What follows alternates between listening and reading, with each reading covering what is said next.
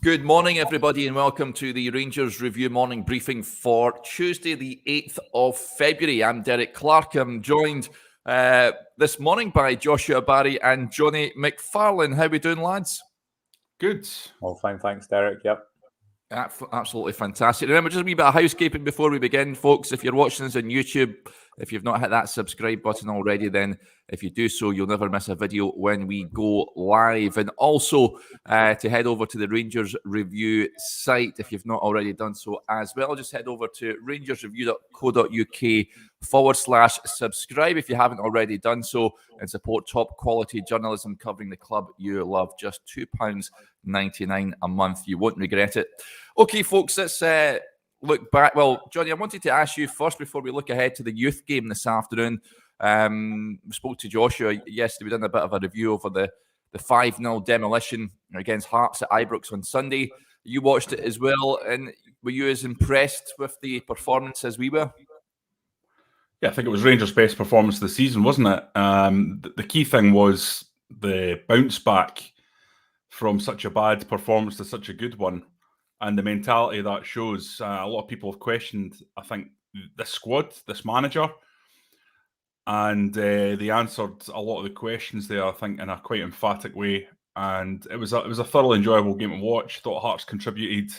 They were pretty good for about 10 minutes in the second half, but outside of that, Rangers were very, very good indeed. John Lundstrom and Ryan Jack, I saw you guys in the video yesterday, quite rightly highlighting the control that they gave the team. They were absolutely excellent, and it was good to see John Lundstrom, a player we've consistently said has something about him on this show. We said it at the start of the season. I'm going to say it again. I think there is something there with John Lundstrom. It's just about finding a way to fit him into this team where he really does suit the system. If you can do that, I think there's a good player there. I was surprised he didn't go out in the transfer window because it didn't look like that would happen. But clearly, you know, he's someone that Giovanni Van Bronckhorst feels he can use, given the fact that he didn't go out, and has brought him into the team for such an important game.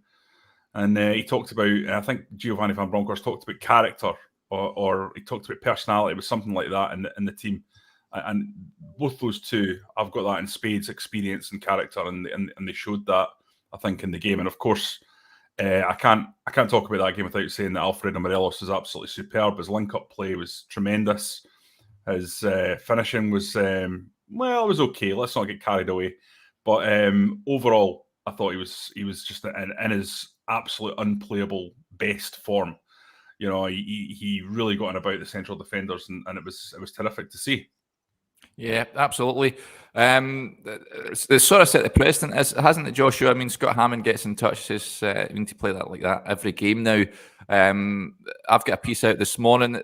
Rangers are very much involved in the title race. It's the first time since probably 2010-11 that there's actually been a close run title race between the two teams. Can you see it being sort of nip and tuck from here until the end of the season?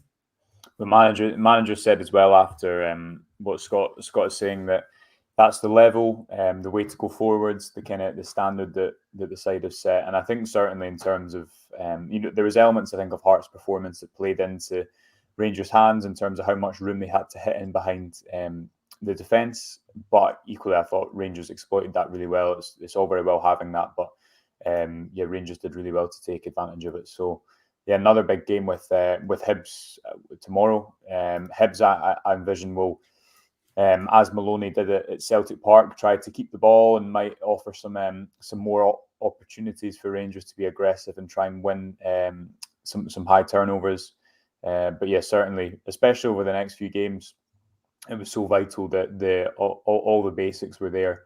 On Sunday, and I looked at the pressing numbers and pressure regains, and all of those were up above average. And I think, you know, that was a little thing that was just important. The team needed to match the crowd and go out and give them a performance, and they did. And as you say, it's important that tomorrow they do that, and then for the remainder of the season as well. Johnny, Rangers went into that game on Sunday 4 points behind. It really was a huge swing. Of course, Celtic with the momentum very much so at the moment, but the pressure was very much on Rangers. And A lot of supporters were wanting not just a victory but a performance, and they got it in droves. What does that tell you about the side's character and mentality? And Giovanni van Bronckhorst, who had to face up to some tough questions last week. Yeah, well, absolutely. The character has been shown quite emphatically. They were tested as well by Hearts, as I say, in that second half. They rode out that period when Hearts came at them, looked much improved, and they didn't just stop at 2 when the game was kind of over, when Alfredo Morelos scored that lovely left foot strike in the bottom corner. They continued to press and harry and push right till the end. And they looked like a team that had the bit between the teeth and were doing the basics right, which is not what they did against Celtic. So it was really good to see. But there's also an element, Derek, I think, where you have to say Leon Balogun makes a hell of a difference at the back. Ryan Jack makes a hell of a difference in midfield. And Alfredo Morelos makes a hell of a difference up front. And I think this is why Rangers fans shouldn't get too downhearted by what happened at Celtic Park. Now, I know they've got players to come back as well. Kyogo would have certainly started, for example, and he's a very, very good player. But I think Rangers were affected right through the spine of their team. And I think that affected them more. Now, as I say, Celtic have their own issues with selection. But when you add those players back into the mix, it makes a real significant change to the kind of steel that Rangers have about them. Especially, I think, Balogun in a big game like that, or Hilander coming in, guys who have been there, done it before. Yeah. Balogun gives you that electric pace that Bassey also has, but he's also good in the air. He's experienced. He knows what he's doing. I don't know if you touched on it yesterday, but just while I'm on the subject, he was booked for probably the most ridiculous thing that I've seen in quite a while. Yeah. I mean, I'm all for making sure that players who are out of control that follow through are punished, but he wasn't out of control in the slightest. He won the ball, and it was just one of these accidents that happens in football where sometimes you connect with someone after you've through momentum after you've won the ball. It wasn't dangerous. It was just a sore one. Yeah, and I thought Willie Collum, despite the fact Rangers won 5-0, had an exceptionally poor game. There were a number of glaring deficiencies in his decision making. I thought throughout the game, and if it had gone a different way, it would have been a highly controversial performance in my view. Yeah. I don't know if you agree with that or not. I don't know if you discussed it yesterday. I didn't see the full video. So yeah, it was that was certainly something. No, what annoys me about that, you can't really appeal yellow cards, but they tot up, and it could end up that Balogun misses a game because of that ridiculous decision. And then add in Ryan Jack's non-foul that he didn't receive, and of course he aimed a wee cheeky dig at Willie Collum yesterday on his Instagram when Benny Beningame cleaned him out. And he played on. It defies belief. It's just it really is. It's hard to put your finger on how bad the officiating was, but luckily for Rangers, it never really had a major impact on the game. Just when Johnny mentioned Calvin Bassey there, Josh, a comment came in. Now, according to Football Insider, West Ham are keeping tabs on Calvin Bassey. Scott Walker gets in touch, reading reports West Ham being interested in Bassey. How important could he become in the running? Now, of course, he was moved back out to left back. He played the second half against Celtic out there, and he played there on Sunday as well. The shirt's his going forward, I think, at left back. How important could he be, Joshua? Yeah, very, and he was very good for, I can't remember how many games he played at centre back, but after, when went into the winter break, everyone was very complimentary of his performances at centre-back, and I think over the course he dealt with that really well. Obviously, I think some positional issues kind of were there, and you could tell maybe it wasn't his natural position. But I think he deserves a lot of credit for that. And interestingly, he after the game as well, he led about maybe 10, 15 of the players over to thank the fans. It was interesting. I think you can just see how he's kind of growing as a player, especially this season compared to when he arrived at the start of the summer of 2020 and hardly played any first team football. And he does. He just plays with. I think he plays like a bit more of a leader now, which is I guess natural in his progression and his growing up. But good to see. I thought his pass for that first goal was just absolutely top class. The way he opened, he kind of baited in the Hearts right wing back, and you know, the way that him and Kent linked up there was, it almost felt pre-planned that he'd spin in behind, but he gave Rangers a really nice option in there, and I think especially at home, you know, as we know, the fullback positions have changed, and I think Barisic started well in that position, but what Bassey gives you that Barisic doesn't is probably more of an ability to get tight to his man, 1v1, which Barisic obviously, as we know, didn't do whatsoever or at all in the old firm. And Bassey also going forward has improved, his final ball's improved.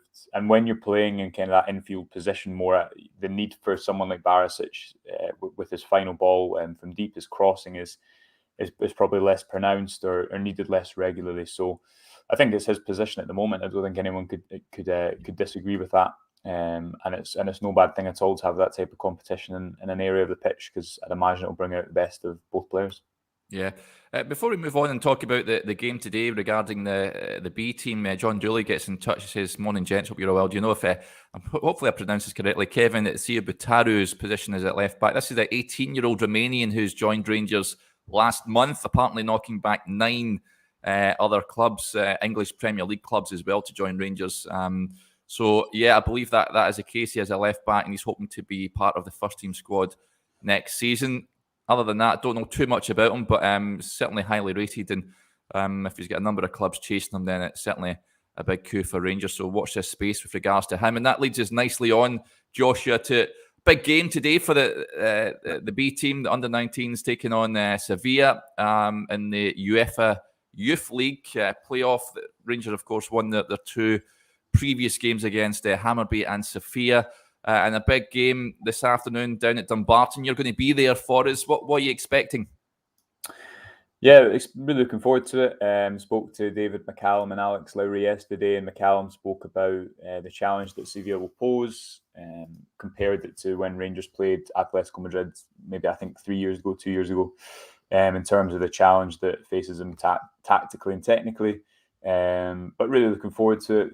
I also spoke to Lowry, and he referenced how the competitiveness of these games really improves players. You know, in the past, maybe there was a lot of friendlies, whereas comparatively now, you're going out and playing in the prestigious youth competition and playing in the Lowland League, always playing for points and in games that matter. So looking forward to seeing the youth team. Also looking forward to seeing how they play. I asked McCallum about you know, how is the changing style of first team impacting the B team, and he said it's up to them to kind of implement that, but naturally it does filter down because the B team is the B team for the first team, and they need to prepare players as best possible for the first team, and as such for the different roles and responsibilities they have to fulfill when and if they make the step up, and obviously knowing the roles that Van Bronckhorst desires from his left back and right winger is going to help players more if they do get an opportunity in the first team. So looking forward to it. 3 o'clock kickoff. We'll have coverage on the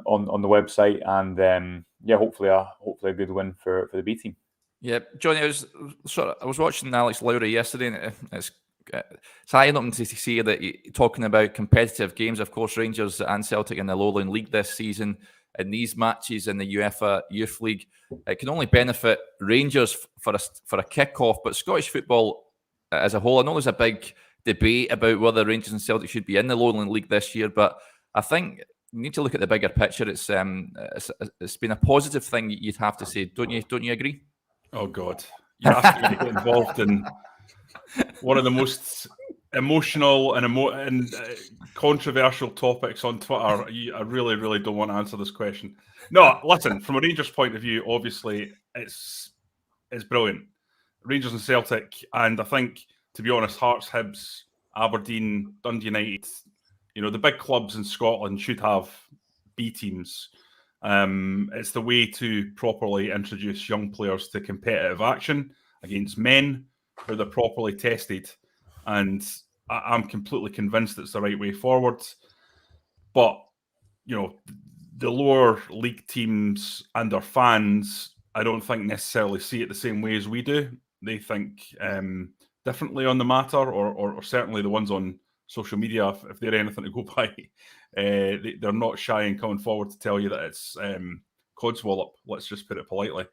Yeah. But I'm completely for it and have been for a long time.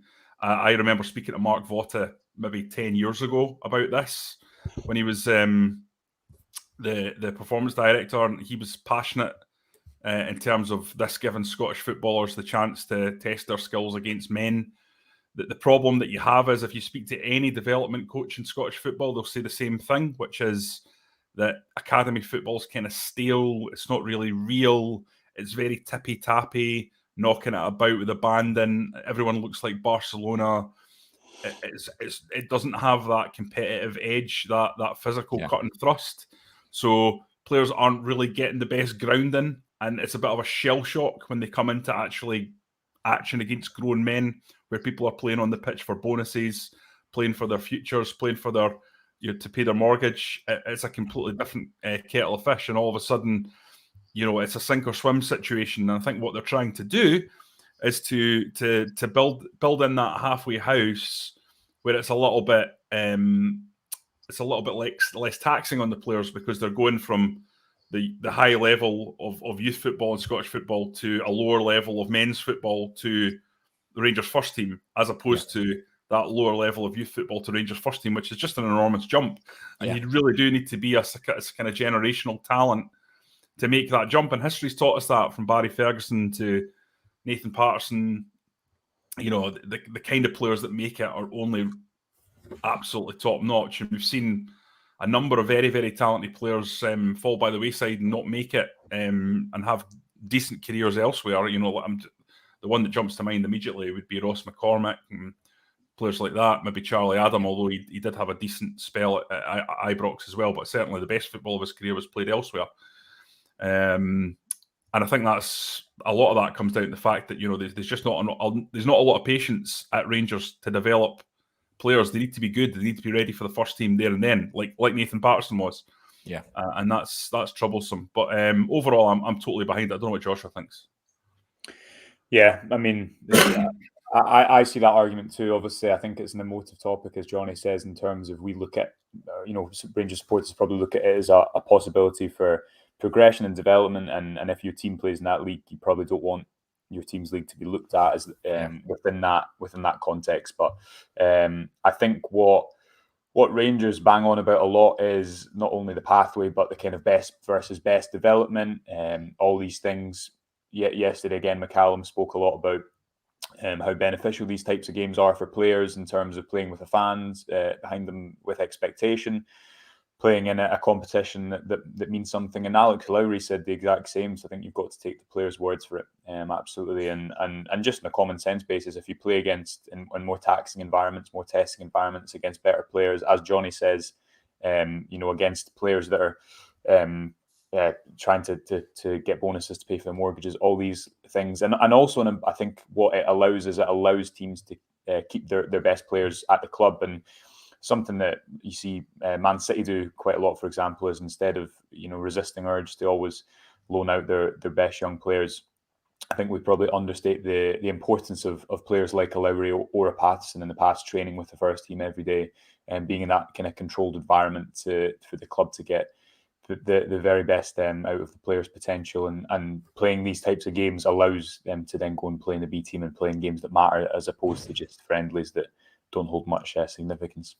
And that's a great point, Joshua. I think that's something that's worth repeating, because I don't often see this point made, especially amidst the sort of the fire and the fury of this debate online, is that when Rangers put out a player on loan, and this is a big argument for the anti sort of Colts guys. They say, well, there's a loan system there. Why can't they just go out and loan? The problem is try to replicate what you'll face at Rangers in any way, be it on the pitch or off the pitch at, say, Albion Rovers. What you need to be a good player at right back at Albion Rovers is totally different to what you need at Rangers. And they have to try and be very careful in terms of the teams that they're going to, that there's at least some synergy between the two. But it's often really, really difficult, especially in the lower leagues in Scottish football, where, let's be honest, it's not really football as we know it in terms of. Yeah, I don't watch a ton of Scottish football lower league action, but I've seen enough over the years. It's not pass and move stuff a lot of the time. It's much more direct. Now, part of that's down to the pitches. I totally understand that, pitches, weather, and all the rest of it. But also, there's a Scottish cultural element of people like blood and thunder, up and at 'em football. But that's not how the elite games play. It's not how Rangers play. Yeah. So it's very, very difficult to transpose it one to the other. And that's why I don't think the loan system necessarily works. On the other end of the scale, I've spoken to Andy Murdoch recently, and he told me that his loan at Cowdenbeath helped him grow up massively, because he pretty much mollycoddled at Rangers. They get everything they want. They're full-time. They don't see that other side of the game where players are part-time. They're working 9 till 5, training Tuesday nights and Thursday nights, and it means it's just a different ball game, and they appreciate the game more, so they can come back to Rangers and they're more rounded and they're not as mollycoddled. Of course, Callum Gallagher said likewise when he went to Cowdenbeath. It was his best loan that he's had in his career. So there is that side of things as well. I know what you're trying to say. You want a sort of clear pathway where they're playing similar type of football, but sometimes if they're taking out their comfort zone, look at Amad Diallo. Man United have sent him to Rangers. He's out his comfort zone. And it's a big opportunity for him. I know Rangers don't want to have players just to develop on their watch, but this is a hugely talented player, and Man United want to test him, and at Rangers he's going to be tested. So it'll depend on the player, Derek. I mean, some players will need that jolt of being sent to a roughhouse to realise what they've got. But there's other players who won't necessarily flourish in that environment. So it depends on the individual. I think the big clubs will want the option to properly shape the players based on their personality profiles, based on how they respond to different types of stimulus, and some of them just won't get anything out of the Cowdenbeath experience. Some of them, well, I mean, I've heard that so many times from professional players over the years, backing up what you're saying, and I do think it's true. But I think it's about having the control to select what's best for each individual. Yeah, good points raised. A lot of questions coming in about the game today. Billy McWhirter, is it a one-off or a two-legged game? It's a one-off game, Billy. So yeah, down at Dumbarton today. Hopefully get a decent crowd for it. It is on BT Sport as well, which is great coverage of the game. So if you're in the house, you can watch it, and you can also stay tuned to our social media account and our website, rangersreview.co.uk, where we'll have a rundown, a colour piece of the game, won't we, Joshua? You're going to be there covering it for us. Absolutely. So, yeah, really much looking forward to it. Okay, folks, I think that'll do us there. Packed show as ever. Thanks to everyone for getting in touch. It really is much appreciated. We'll be back again tomorrow for a big preview ahead of the match against Hibernian at Ibrox. But until then, enjoy the rest of